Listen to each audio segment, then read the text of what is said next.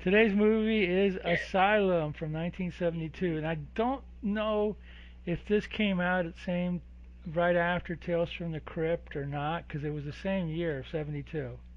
Right. I never saw this in the theater. I saw it on. The only time I saw this, the first time I heard about this movie was on Famous Monsters magazines. I think they did a cover of like the hand popping out of the freezer and strangling the Right. guy. That's Okay. all I remember of it. So, have you seen this before? Yeah, but this was one of those movies. Like I wanted to. I would watch horror movies, but if it didn't have any monsters, it would be on in the background when I'd be drawing. I get it because it's not. It's more of a. Yeah, yeah, yeah. I understand. It's not a monster movie. Yeah. But I have seen it, and I particularly remember the last story they had with the Herbert Lom and the little robot guys. Yeah, yeah, yeah. There was That I pictures of it remember. in Famous Monsters. Yeah. The little robot guy, stabbing him, and Yeah. I guess I guess I guess Amicus was like that was a big movie, and when you look back on Famous Monsters during a certain era, it seemed like they were kind of like the promotional arm of American International or Yeah. Amicus or horror Yeah. or whatever. So, well, let's say when you were a kid, if a movie had Dracula in it, would you consider that a monster movie? Yeah, I would watch Dracula movies because he was creepy. Same thing with Frankenstein. Okay. Um, some of these crazy, the ones where people are crazy or like weird stuff's happening. Now, I think I watched the one with the lady that was cut up because I remember some of that, and I always wondered, like even now as I was watching it again, like he wrapped up the arms. Why did he wrap up the thumbs separate? He did. I didn't notice that. Yeah, it's the weird stuff I noticed. He wrapped up the thumbs separately. Well, no, like when he was wrapping the whole I arm, got it. Got he it. Got he it. wrapped the Yeah, fingers, yeah, and then yeah. when it Got came it. to the thumb, it was separate, so it could grab. I got it. Yeah. So it's like, all right, whatever. I don't know. I do remember seeing that scene. Yeah, Again, I don't remember seeing it on television. I remember like a VHS of it or a DVD, but I don't remember being on television. It probably was, yeah. on something or other. I mean, it wasn't too um, bloody or gory. Like maybe one or two things they would cut, but for the most part, it's fairly No, they tame. wouldn't have. They wouldn't have cut much from this. I mean, No, I think TNT showed it. Maybe there was yeah, stabbings and the body parts were wrapped. It wasn't like the body parts were like out in the open and they were bloody and dripping. Whatever. They were right. kind of because he was packing it up to get rid of. No, you're right. But I mean, I got to tell you, this movie has one of the best casts of Yeah, all of these movies. I yeah, mean, you got Britt Eklund, you got Charlotte Rampling, who did big time yeah, movies. You got Cushing, you got Lom, you got Robert Powell, who later on was in Tommy, but he also played Jesus of Nazareth. You got yeah. Barry Morse from I think he's Space 1999, right? Yep. Space And 1999. I'm not missing McGee. Patrick Yeah, McGee, Patrick yeah, of course, McGee. once again. And what's it? Barbara? Is that Barbara Barbara Parkins? Is that her Parkins, name? yeah, from Peyton Yeah. Place and other shows on television. She was in an episode of Leave It to Beaver. It was funny. I was watching Was repeats. she? Did she play one of his teachers? No, she played a babysitter. Okay. She was Beaver's hot babysitter. Yeah, back in the early '60s. Yeah, there's a Leave It to Beaver channel, and I'd seen it before, but it was on, and I was like, oh, I forgot about she Wow. was his babysitter, probably like in '60 or '61. But I believe she went on to be in uh, Petticoat, not Petticoat Junction, Peyton Place. Two shows with Yeah, she was on PP. Peyton Place. Two shows with And initials PP, and she was in a movie called The Mephisto Waltz with Alan Alda, yes, which I never Alan Alda. watched Yeah. because I don't watch anything with Alan Alda in it. No offense to Alan Alda. I hope he's okay. He's just not one of my favorites. And I'm sure she did a lot of other things, but those are the ones that I remember. You She was know. in 2000 Eyes, which sounds like a horror movie, but I think it's just a thriller. What is it She was in called? 20,000 Eyes. She was in Valley of the Dolls. Yeah, she was in Valley of the Dolls. Yeah, Mephisto Waltz, Puppet on a Chain. Yeah, A Taste of Evil. I seem to remember that It's movie too. yeah. I wonder if that was like one of those American TV anthology ones. That's real familiar. I can't think of it right Yeah. now. I think she was in Playboy. I'm not sure, but I Yeah, I think so. seem to remember a nudie pic of her. So is Charlotte Yeah. Rampling. Uh, Yeah. Charlotte Rampling later went on to make such movies as Zardoz and this Yes. one bizarro movie called The Night Porter, which was some kind of yeah, I can't even say the word. It was a World War II drama about the bad guys, but it was sexual. There was a lot of weird kinky sex. It was her and Dirk Bogarde. Wasn't he like her guard? Probably, I've never And seen they it. met him later. Yeah, I remember hearing about it, and I'm like, whatever. Yeah, she did a lot of, but she also did she did Asylum, which I was surprised to see her in it. I I read think she this is, I think this is one of her earliest films. Let's see. well, I read that she was uncredited in A Hard Day's Night, and I'm like, really? Don't Really? remember.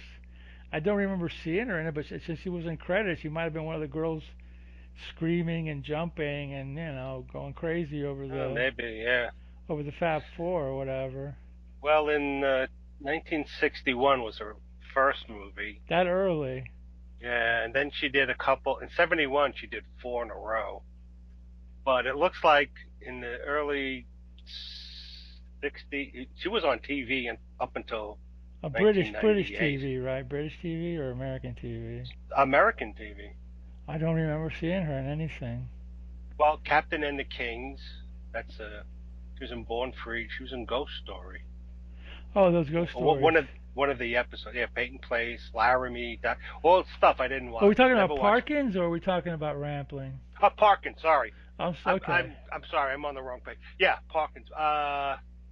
Yeah, Barbara Parkins did a Rampling. lot of television. I mean, she probably did TV movies too. I don't know. Yeah. I just remember her from like the '60s and this movie and yeah, I never saw Valley of the Dolls, but she was probably one of the ones on the poster and Mephisto Waltz and a few things like that. Yeah, she was interesting. She's like a Joanna Pettit or something like that. Yeah. Oh, that's right. Weren't we supposed to do the evil? Something like that. Yeah, we'll do this though. We'll This do is. it next time. Yeah, Yeah, we'll do it next I time. my mind went bonkers or whatever. That's right. The That's all right. evil. When I mentioned Yeah. Joanna Pettit, I was like, oh wait a minute, the evil. What am I Yeah. doing? Anyway, whatever. Yeah, we'll do that. We'll do that Oh, next time. That's she's from '78. That's Richard looks like Crenna. she's still working. She was in Dune 2024 Parkins Part is Two. still working. No, no, not Parkins. I'm sorry. Now I'm back Rampling, under. I'm Rampling, sorry. Rampling. I have to apologize. My mind is like It's scattered today, quite all hopping right. around like a monkey on meth. I swear to God. Quite all right. That's not my punk band, Monkeys on Meth. Yes. Not really, but you know. Anyway, yeah. Now we're talking Charlotte Rampling. So she's still around and doing Yeah, theatrical she and was. I films. mean, I don't know what she did in Dune Part Two, but I probably didn't like somebody's Dune mother. Part One, so I never saw Part Two. You know what? I know a lot of people are enamored with Dune. I'm not. Hmm. And I tried reading the book. It was slow and plodding. The movie that Lynch. David Lynch did, it was okay, Yeah, it was all right. you know. You, And this it's the same with Lord of the Rings. A lot of people love that. It's like, yeah, I read the books and I found them kind of dull in did you some read all areas. the Tolkien stuff? And I've read The Hobbit, Lord of the Rings, and a couple of his short stories here and there. Okay. I mean, it's all right, but it's.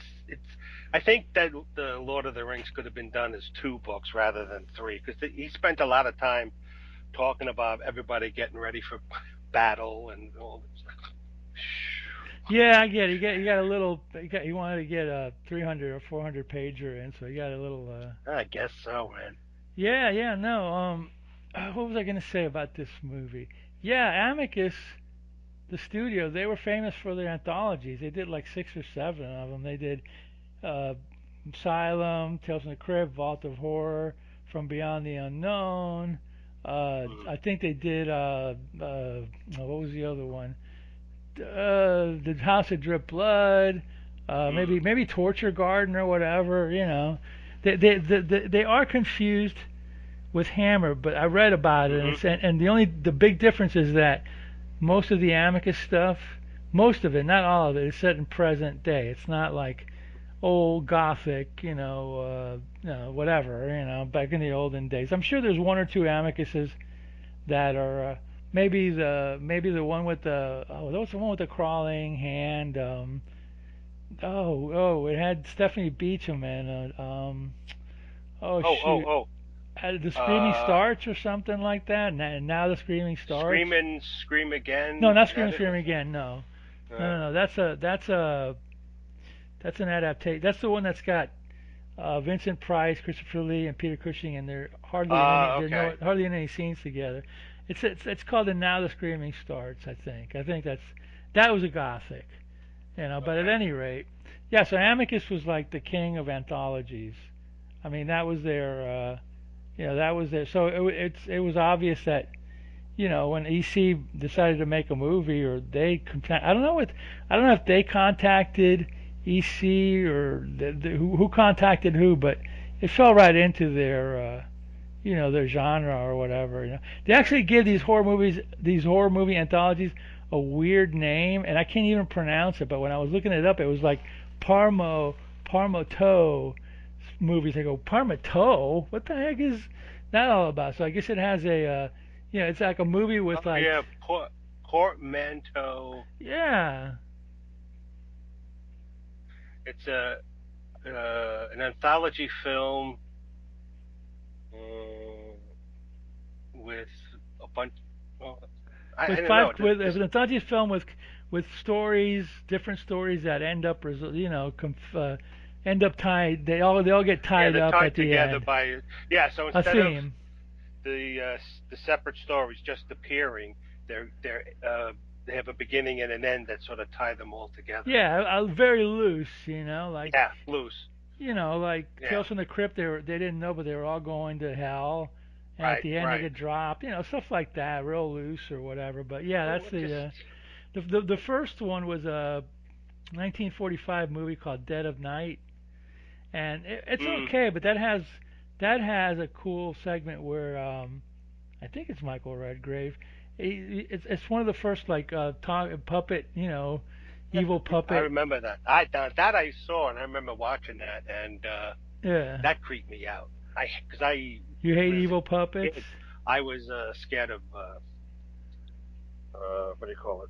mannequins. Ventriloquist dummies. Yeah, Oh, we gotta do some of those. ventriloquist Oh, we dummies. gotta do some of those movies then in the future. Okay.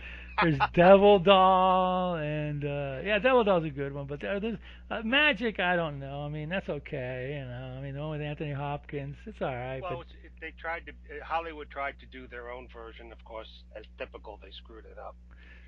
You know, when any time a big studio or somebody tries to do a big screen version of something, they always like clean it up and take all the parts out that make the movie fun and entertaining, yeah, and they keep get the good people though. I mean, you got yeah they do. Hopkins and Anne Margaret, so that's cool. But you Mm. know, it's a little That's like too. they did a movie of The Punisher with Thomas Jane. Yeah, yeah, yeah.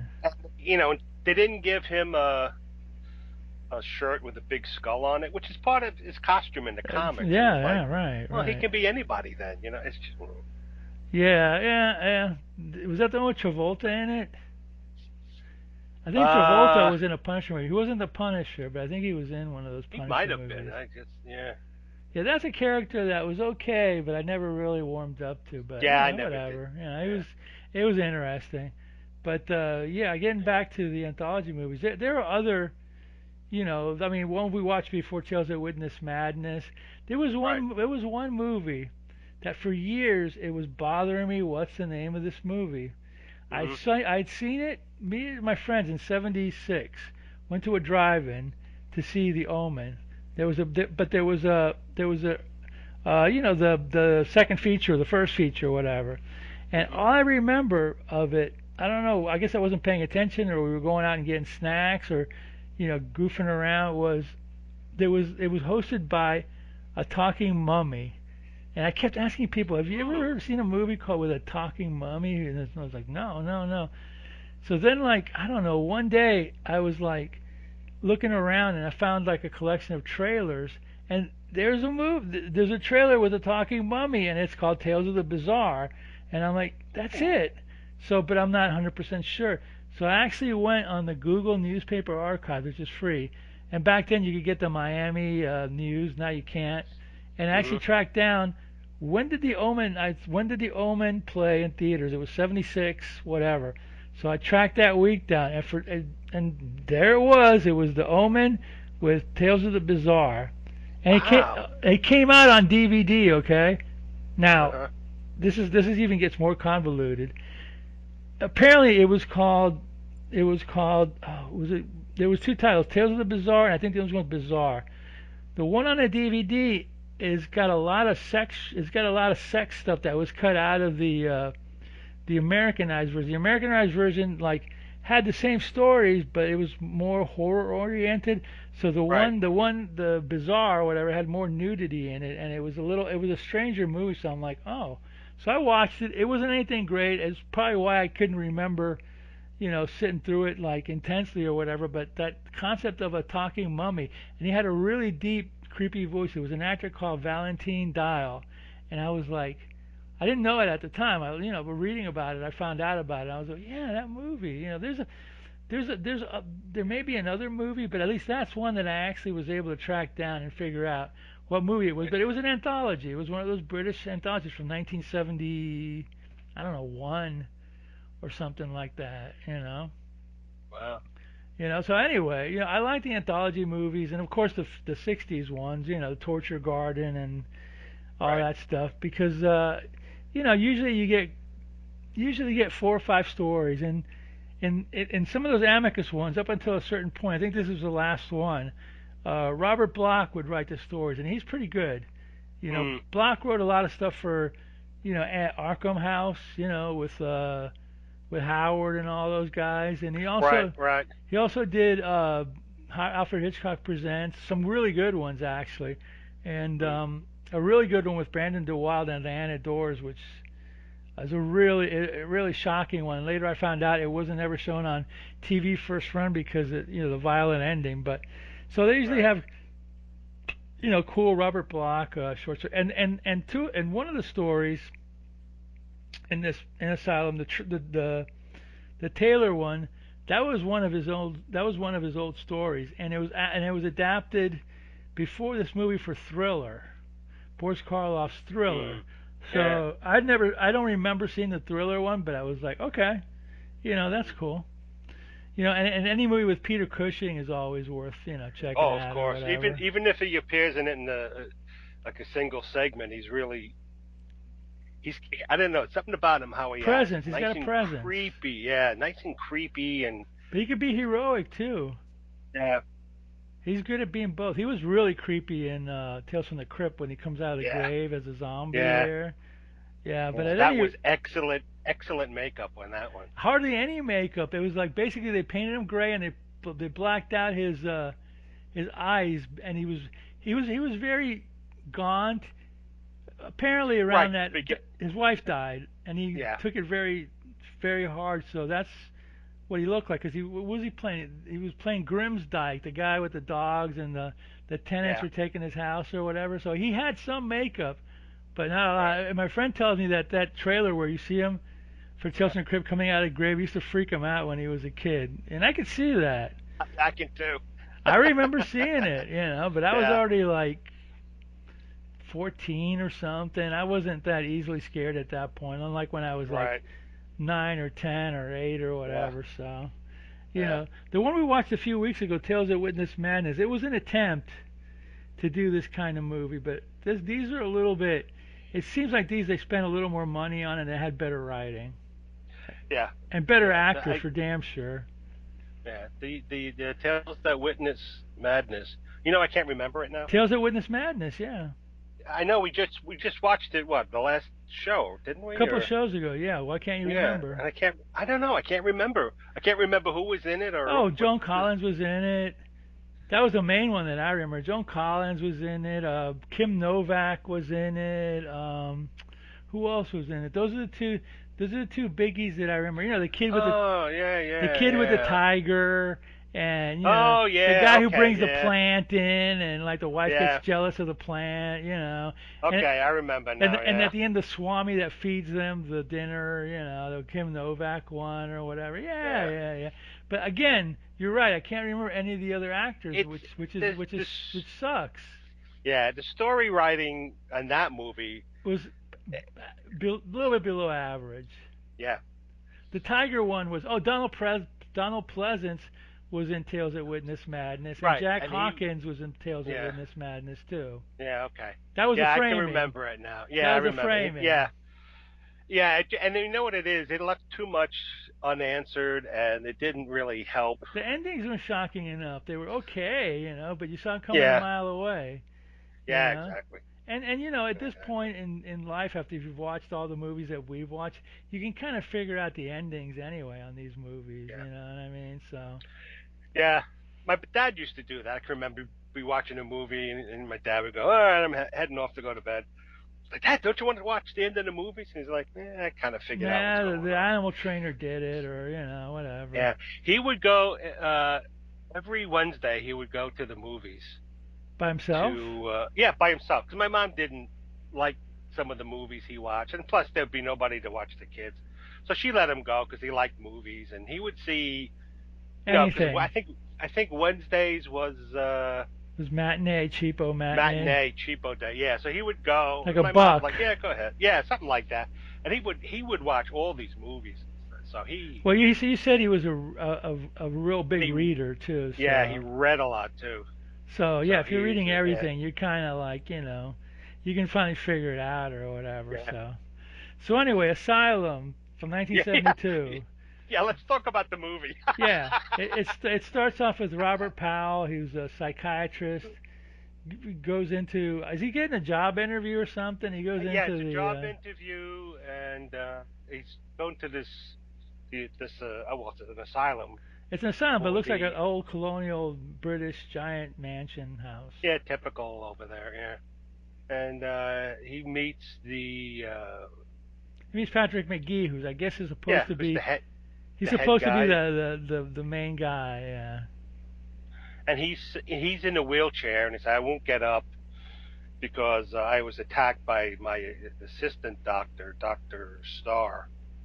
And who I think was there before him or something, Yeah, and yeah, yeah. That's it. That's it. working with crazy people made him crazy, and so he's confined upstairs, and he adopted an entirely new identity. Blah blah blah. So then they're talking, and he says, "Well, if you can go upstairs and talk to all the patients we have, I think they had four, yeah, four patients. Oh, I thought those Says were if just you the four he picked. They had more. They had just had those four. Okay. thinks maybe We they don't know. had I more. don't know. I don't Yeah, you remember. don't know. It doesn't really go in. That's true. It doesn't go Yeah, it into would it. have been a way longer movie if they talked to more patients. Yeah. So he says if you can go in and talk to these patients and find out who is the Dr. Starr who attacked me and changed his personality with a whole new backstory, you'll be hired. So he goes, oh, okay. So then he goes up. There's a because he's in a wheelchair, he can't go up and let him in. So he presses a buzzer door, which is this big steel door at the top of the stairs with iron bars in the little windows. So he opens it, and the orderly Max says, "Oh, come on, doctor gave me orders, and you're going to see the four things." And the guy tries to ask questions. He says, "I'm not allowed to answer any of your questions until you see all four patients and tell me which one you think is Doctor Star." So he goes in, meets the first patient, which is Barbara Parkins. And you only see the back of her head. Yeah, you only see the back of So her head. So right there, immediately, right there, something funky's going on. yeah, But yeah, immediately I knew. Oh, okay, half her face. Something's wrong with her face. yeah, Because that's how it is in these movies. of course. Of course, you've seen so And many of them that right. you know that. That's a, why is she showing her face? So then he's talking to her from the back because she didn't turn around. And then she tells him her story. She's having an affair with this man who's married, and his wife is rich, and she grew up in Africa because her dad was I don't know, colonial governor or something like that. And apparently here she has some spiritual guide or a teacher or whatever who's from Africa, and he gave her this necklace with all these ivory charms on it, and they're arguing, and she's like, She knows oh, does she suspect him of cheating on her or something? she knows he cheated on her, and he Yeah. told her, well, and he asked for a divorce, and he knows. Or she knows that he was seeing this woman. He says, "Oh, but that's all over, and now we're starting anew and stuff." And she's like, yeah, she's And kind of she like won't give him still a divorce. right because she's wealthy, and she says, "You belong to me." Yeah, that's nice. Yeah, right. So he goes, "Well, I got a surprise for you." So he takes her to the basement, and there's a freezer, big one of those big coffin-sized freezers. And she goes, "Oh, I always wanted one." And he says, "Then I have another surprise for you." And he starts hitting her with the axe. You don't see him, but you see him Yeah, like you see the axe swinging the hitting at the axe. camera or whatever. Yeah, and then you're hearing Thuds. sounds of him chopping her up and then wrapping her up in paper, like like butcher paper and stuff. And then you see he calls Barbara Parker and he says, "Well, it's done. Come on over.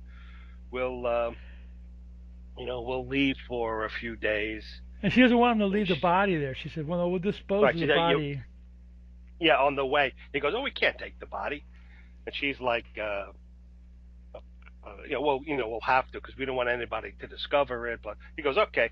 So he's drinking, and then he hears the door open to the cellar, and and then he hears like crinkling paper. Then suddenly the head rolls in, into the doorway where he's drinking, and he freaks out. So he throws and apparently he has a drinking problem. So he throws this bottle of whiskey at it, and it's not there. So then he looks, and then the door open to the cellar opens a little more. So he goes downstairs and he's looking around. He sees the lid to the oh Freezer. before I forgot as he's putting the body parts in the freezer, he sees her ancient African necklace that her teacher, her guru Yeah, or the one with whatever gave snakes her. on it or something. Right. So he throws it in there with her. So anyway, he goes in, he sees the lids up, and he's curious. So he walks over to look in, and suddenly the paper wrapped hand reaches up and grabs him by the throat and then pulls him into the freezer. And that was a cover of Famous Monsters. It was painted though, but Yeah. yeah. So then Barbara Parkins drives up, and she comes in the back door, and she's looking for him, and she sees the broken bottle of whiskey, and she's like, "Oh, he's probably drinking again." And then suddenly the cellar door opens again for her, so she goes downstairs looking for him, thinking he's downstairs. And then suddenly she goes to the freezer, which is now closed. She opens it up and she finds his body there, um, with the strangle marks on his neck.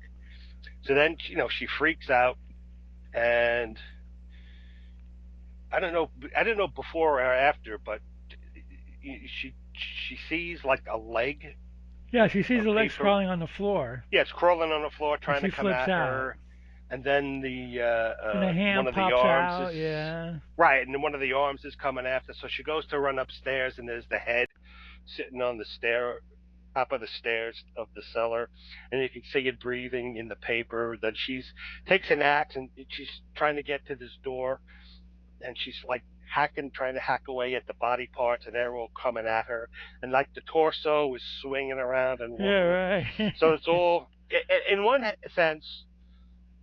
I guess it would be creepy, but you know, since I've seen so many of these movies, it was a little goofy, but okay, Well, I'll tell I you, bought after into we're it. done with this talking about this, I'll tell you why. I don't think it was as creepy as it could have been, in my opinion, Right, anyway. So, right.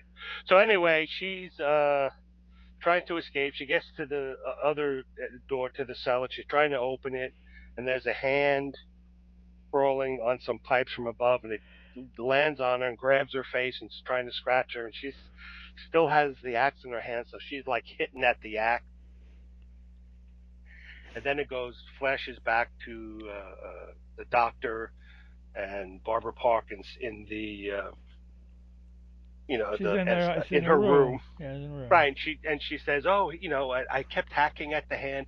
The police thought I killed him and the wife, but it's the hand. It's out there." And he said, "But I That's, kept hacking at the hand." and she And turns then, around and you see her face, but she's got like all her curly hair yeah, covering her face. right. And then she like throws her hair aside, and you can see like healed slices across her face. So it's like, okay, so she's crazy, and either maybe she made this up. Oh, Here's why I think. Here's how this, my opinion, for whatever that's worth, would have made this creepier if it would have been some scenes like that needs to be, my opinion again, like I'll tell you the example, like in Bloodbath, at the end when the artist is in the studio and the bodies are crawling across the floor attacking him, it was shot in black and white, right, so dark and grim and foreboding that it was kind of like, wow, this is really weird. Whereas this movie, real, pretty matter of fact color. I mean, it was a right, creep. It was a weird scene. I mean, I'll give it that much. It was right, a strange scene that, if you didn't know, you would have been, wow, I didn't expect that. You know what I mean? But it didn't right, have right. the mood that a scene like that probably needed. I mean, Roy Ward Baker, Yeah, the director, is a fine director from Hammer, but I'm not going to argue. I'm not going to disagree with his yeah.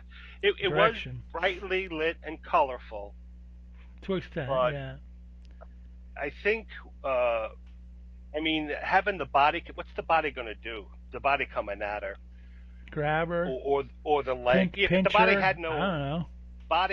arms, and the legs. What's the leg going to do? Kick her and so what should have happened was she should have found the Well, disembodiment. the arm could strangle you because The arms, yeah. See, that's it. So it could have been like you see the body and the torso wiggling, and the legs trying to reattach themselves through the paper, yeah, which would have freaked her out. And then if she ran and saw the head on the top of the stairs and the paper moving in and out as it breathed, that would have been creepy. But being chased by a leg laying on its side, like a spasmodic worm or something. yeah, and the torso kind of like going like, oh, come back here, you! I'll Yeah. get you! I'll smack you So with my torso. Yeah, right, I think that. So also, if she had gone down and saw him dead and get freaky, maybe if the lights went out or she accidentally knocked over a yeah. If light the and it was lights would in have the gone on, it dark. was all in the dark. That would have been interesting. Yes. Yeah, and then you couldn't really see it, or Or it would have been lit in a certain way where it would be right, a little right. more noirish. I think. I don't know if Like that's there the was right what word. in the scene where the arm is crawling on top of the pipes. It it sort of like flexes its fingers and its hand pops out of the paper. That Yeah. was creepy. Yeah. So Yeah. it Yeah. should have been just the arms attacking her, not the head, not the other body parts. Yeah. Yeah. But So that's the anyway, first so story. that's the first story. So then he goes to the second patient, who's the tailor, Robert Barry Morse, Morse. Barry Barry Morse Morse. from Space Robert 19. Morse was in the Boatniks. Yeah, no, no, Barry no, Morse. no, yeah, Barry Morse from Space 1999. I think he was. Yeah, he was in Space Yes, 1999. and he was Yeah, also in The Fugitive. He played the guy he chasing was. I forgot about that. David Jensen. That's right. He wasn't the one-armed man, was he? No, No, no, no. That was I can't remember his name. that's okay. He was on Space 1990. No, he was on Babylon 5.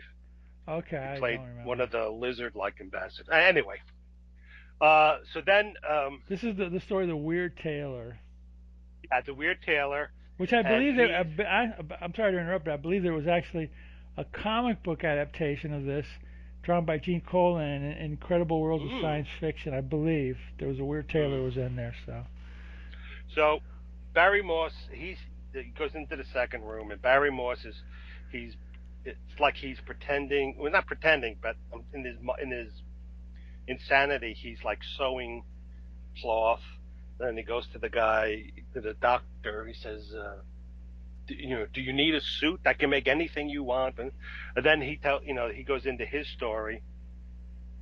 No, no, no. It's He's it's. Oh yeah, yeah. Right, right, right. You're right. You're Yeah. right. So he's the tailor, and The rent guy, the landlord's coming in to yeah, the collect the landlord. rent. Yeah, the landlord comes in. He says, it's time to pay the rent. He goes, oh, I tell you what, the suit you wear is very nice, but it's kind of out of style. I can make you a new suit, very stylish, in place of the rent. The guy goes, no, I need the rent. This is, I don't need a suit. I need the rent money.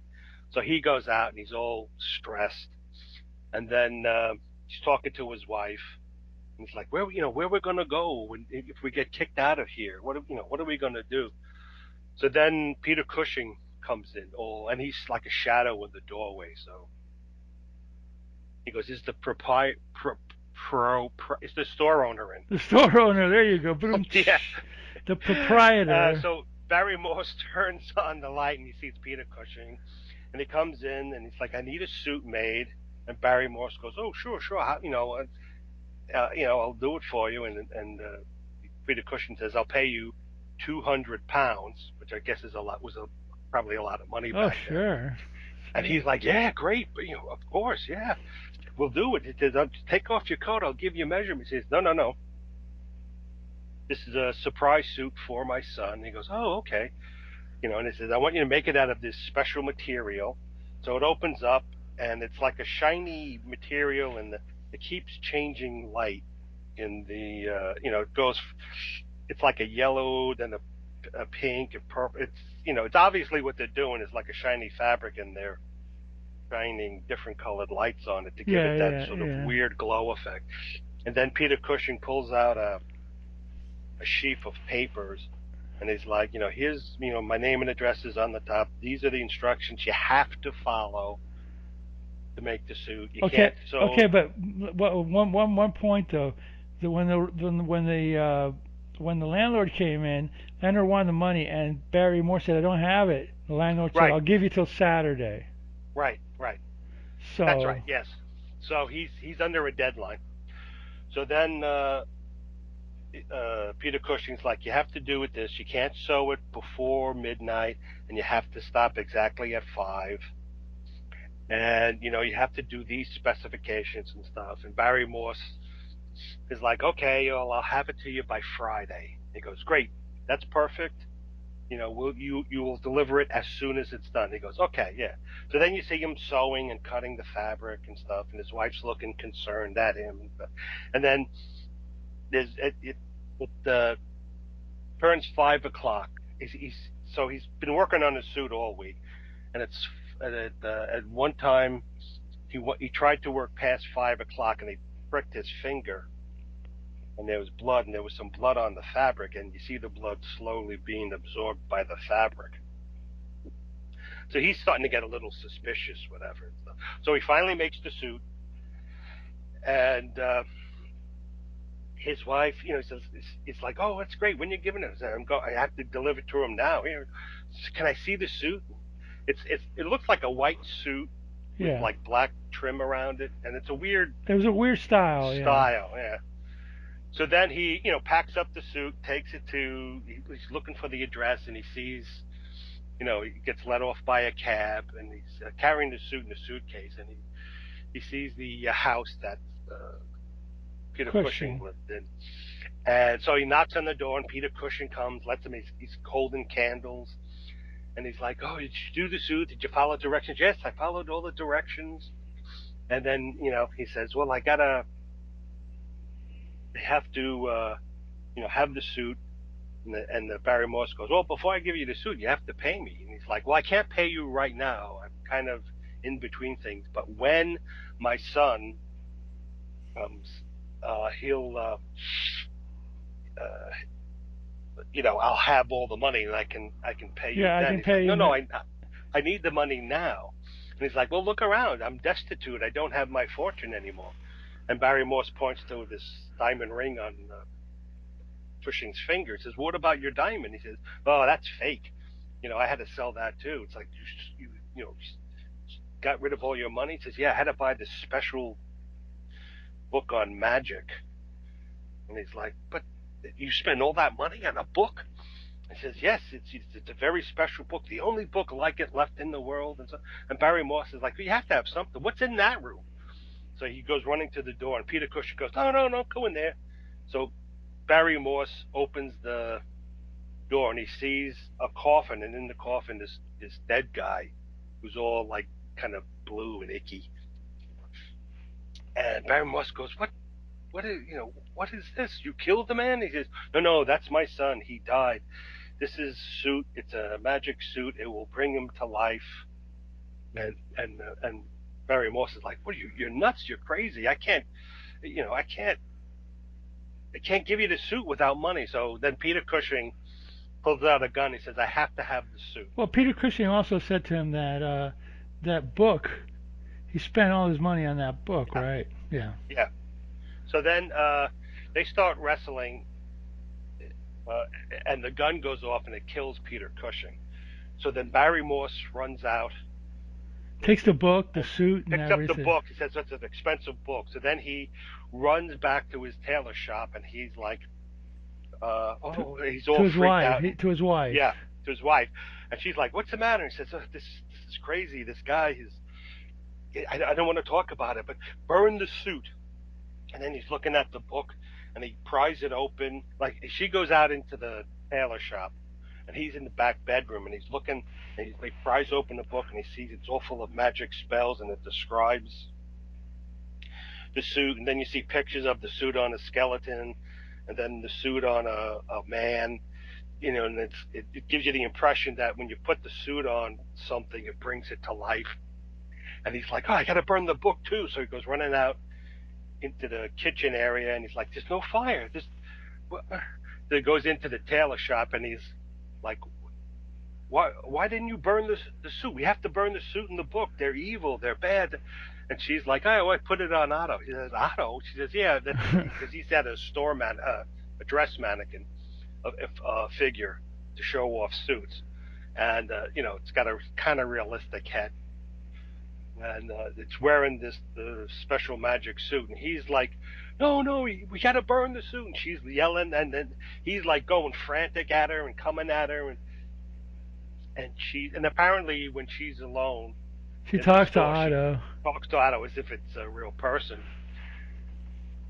and he's yelling at her and grabbing her and shaking her, and suddenly you see Otto start moving, and he comes to life, and he's walking all stiff and stuff, and then she screams and he's coming up behind Barry Morse, and she screams. He turns around, and he screams, and then the mannequin starts choking him, and then it flashes back to the The, asylum this in island. Barry Morse's room, and he's like, "He's out there somewhere. He's alive. We have to find him. He's out there." So they close the door, and So you don't really know what happened to the wife. Did he didn't right. kill? Did he kill the wife? Did he I don't strangle think her? I don't think so. Okay. All right. That's very loose. And the only thing I wish they hadn't didn't make the face so realistic on the mannequin. On Otto, yeah. Yeah, I think it would have been more creepy. Was just sort of faceless or like a Yeah, weird yeah, like a mannequin caricature of face, us. like a Yeah, blank face or something. yeah. Yeah. So then they go to the third room, and that's where Charlotte Rampling is. And she's saying, "Are you a lawyer?" And Powell says, "No, I'm a doctor." She says, I asked for a lawyer. I needed a lawyer. And he says, well, I'm a doctor. I'm here to help you. She says, no one listens to me. He says, I'll listen to you. So she starts telling her story. Well, then you start fighting. And she's sitting in front of a mirror and I think brushing her hair, doing something. So then um, she's coming home. She's in the car with Her brother, it a turns out. brother. And they're driving and talking. Apparently he picked her up from a hospital of some kind or an asylum or whatever, and Yeah, he brings her he back to the house, and she's right, like, as soon as they get there, the house, the maid says, "Let's go to bed," and she's like, "I don't want to go to bed." Right. Well, before they're getting out of the car and she sees like somebody looking out the window, and then the curtain. You don't see who it is, but you see like the curtain move. She goes, I saw someone. Oh, I that's think I saw right. Yeah, Lucy. that's Yeah, I think right. I saw Yeah, Lucy. And he's go, now remember, we weren't going to mention Lucy ever again. that's right. I She's forgot like, about that. okay. Yeah, so then turns, the brother hired a nurse for her. And the nurse said, well, the doctor said you have to, take naps in the afternoon to get your strength back. It's been a big day. Like, I don't want to go to sleep. So then they give her a sedative. She lays down. And then the nurse gets a call from from somebody Their saying mother that, took ill or something. yeah, something's wrong with her mother. And she goes, oh, what's the guy? George, I think it is. My mother is ill. I have to go and see her. And she says, oh, of course, I'll drive you to the railroad station. Says, will you be back tonight? Yes, I'll be back Yeah, and tonight. there was. She goes, Okay. well, what about God, what Yeah, was what about Charlotte Lucy? Rampling's Yeah, name? Luce. Charlotte Rampling. And she's like, well, she's just, I gave her a sedative. She'll be asleep, so she'll be okay. So then he drives her to the To the station, the train the station. station, and in the meantime, Charlotte Rampling wakes up. Charlotte Rampling she's up, she's watching them, and then she goes into her bathroom looking for some pills, and she hid a pill. I don't know, She's they don't say what chugging. kind of She's pills. chugging those pills down too. Yeah, You know, and then she comes out of the bathroom into the bedroom. She sees Britt Eklund. who's Lucy? You're right. She goes, Lucy, what are you doing here? And says, oh, I was hiding in the garage. She says, oh, well, she says, come on, we're going to get out of here. And she's like, but we can't. She says, oh, don't worry, I'll take care of it. When your brother comes back, we'll take care of it. I'll take care of it all and stuff. So then, uh, the brother comes back and he's making his tea, and then he's And Charlotte giving, Rampling keeps chugging yeah, keeps taking the pills. whatever they are, antidepressants or whatever. I don't even know. They don't even Yeah, yeah, explain. yeah. So then you see he goes out of his room for a second. I forget why. Oh no, he either goes upstairs to check on his sister, or he goes out of his study or something. And Is that when you see the hand putting something in you his see the tea? hand putting something in his tea. So he drinks it and then falls asleep. And then you see Britt Eklund goes up to Because Britt Eklund goes, give me some. No, before that she said, give me them scissors because I'm going to cut the phone line right, so nobody nobody can contact us and then we can leave. yeah, and so And she go, she said to her, I already sedated him.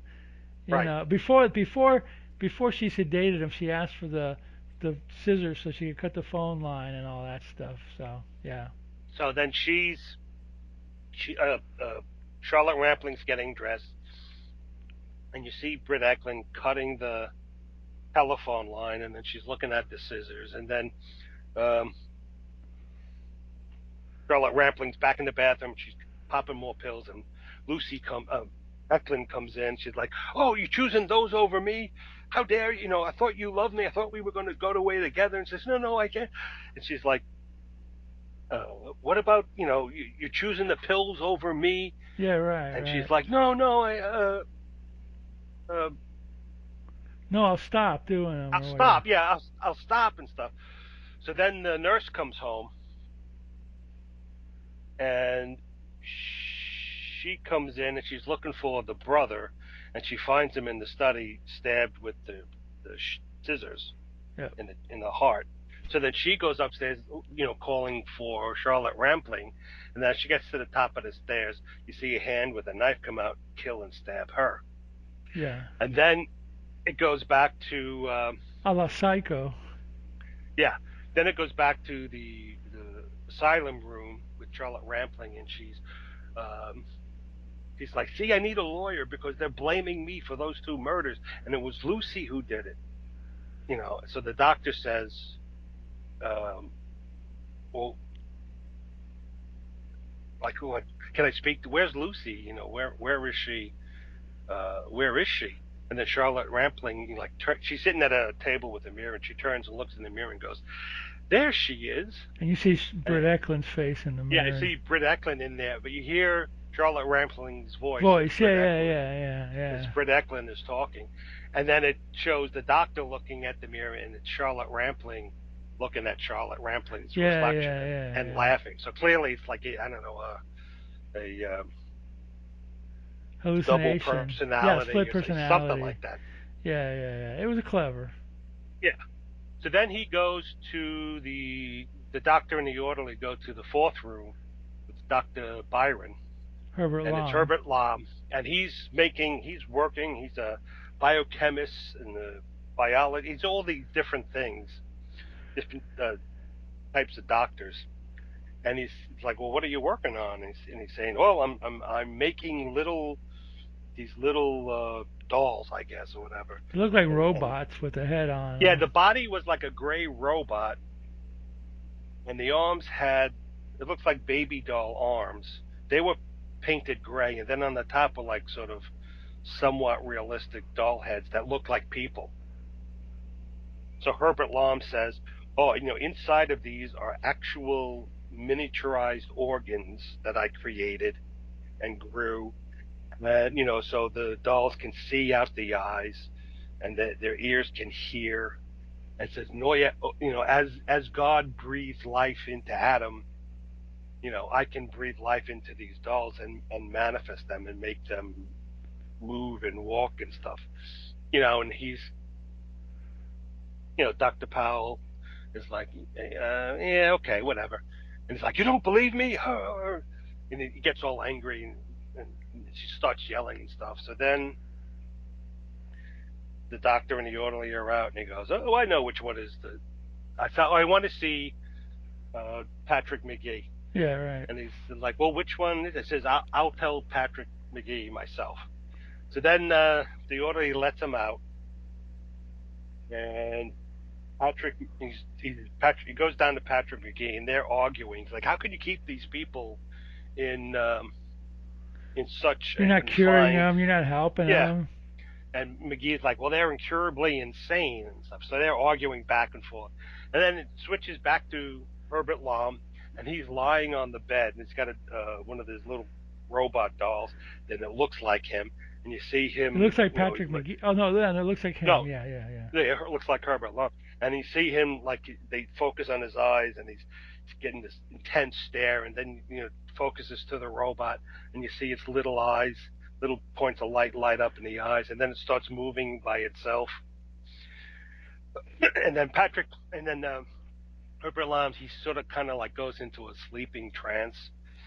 So then the robot moves and it walks towards the door, and it's dinner time. So the orderly comes in, he unlocks the door, he leaves the food tray on the table and kind of rearranges some of it. In the meantime, the little robot Herbert Lom walks out and then hides by the side of the door. Orderly comes out, gets another tray, goes into somebody else's room, and then the robot Herbert Lom walks to the dumbwaiter because that's where the food's coming from. And he climbs up, gets in the dumbwaiter, and the dumbwaiter slowly descends. So then we're back in McGee's office, and you see McGee and Powell arguing back and forth.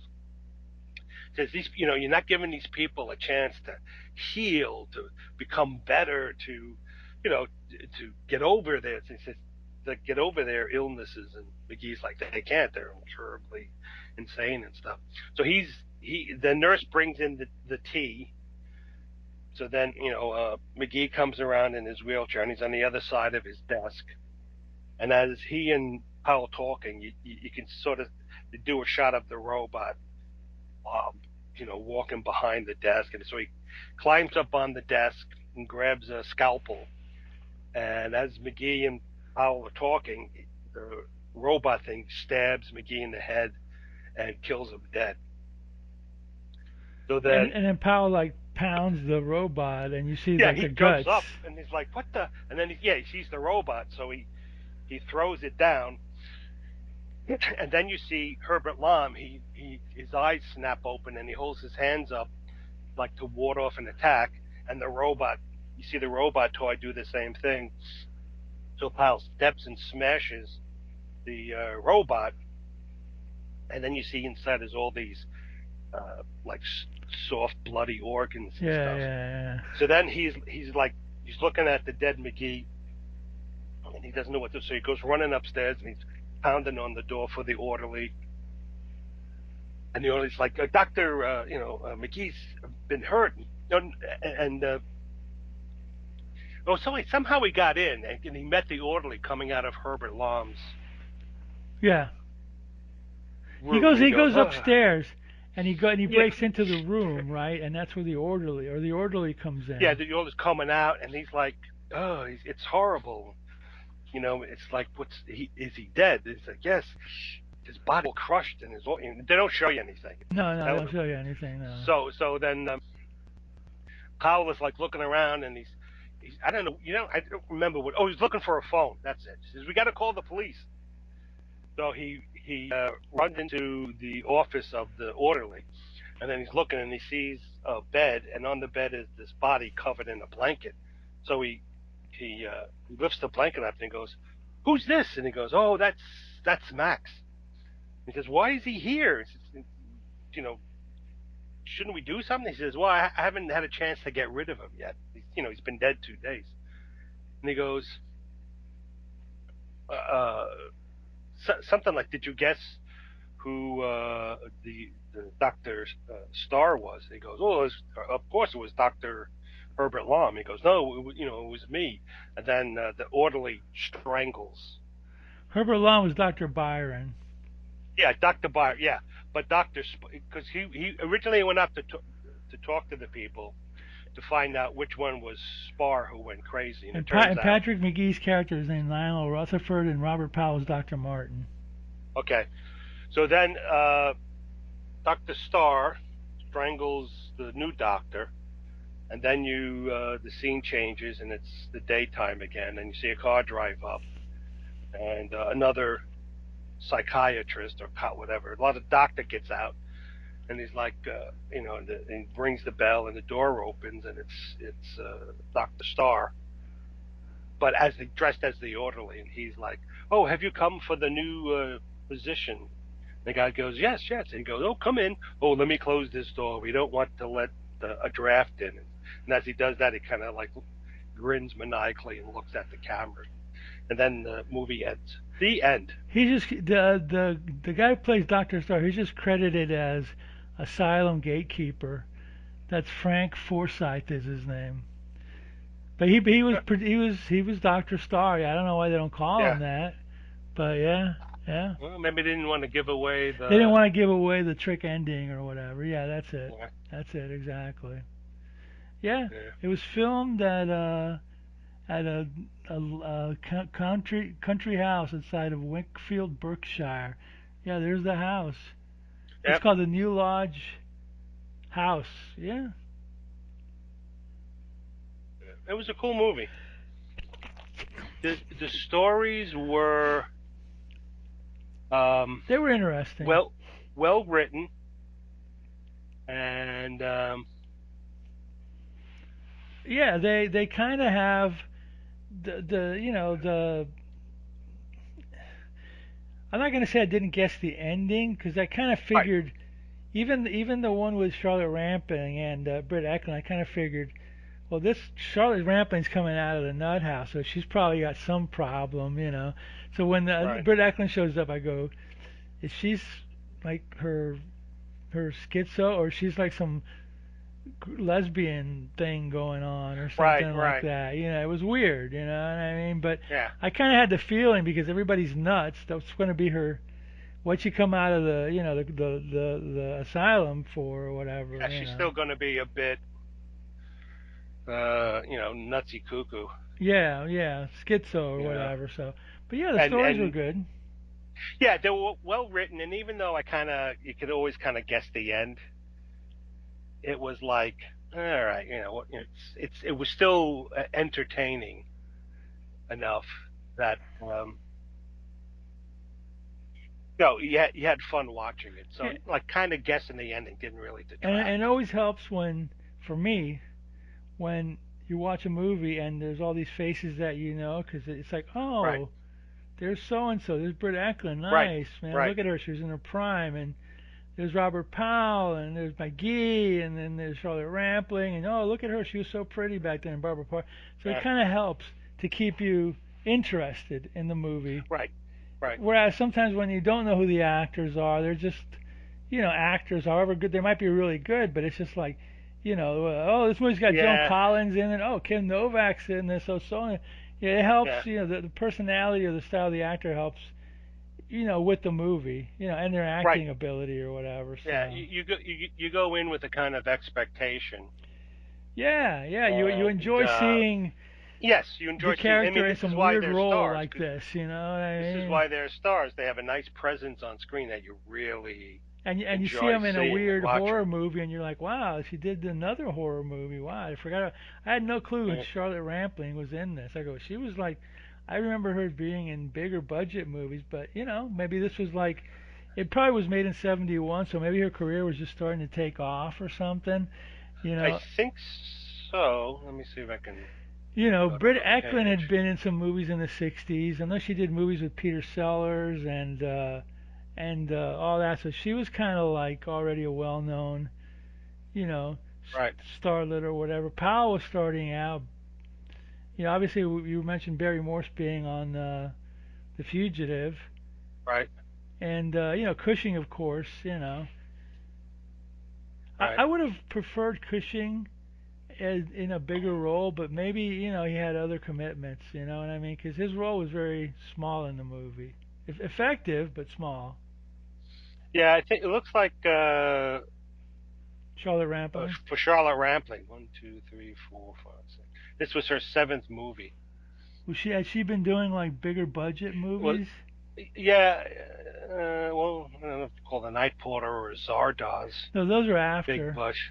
She was in Farewell, My Lovely with Robert Mitchum, I think, Okay. and Orca, Stardust Memories. Wasn't that No, no, no. I'm the talking about Woody before Allen? this movie. Those are later movies. Before, no, before it was Rotten to the Core, the British comedy.